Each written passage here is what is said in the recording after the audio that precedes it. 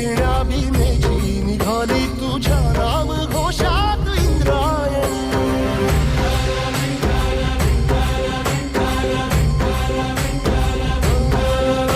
भिडे आसमंती ध्वजा वैष्णवांची उभी पंढरी आज नानावली. तुझे नाव ओठी तुझे रूप ध्यानी जीवाला तुझी आस गा लागली. जरी बाप साऱ्या जगाचा परिपूर्ण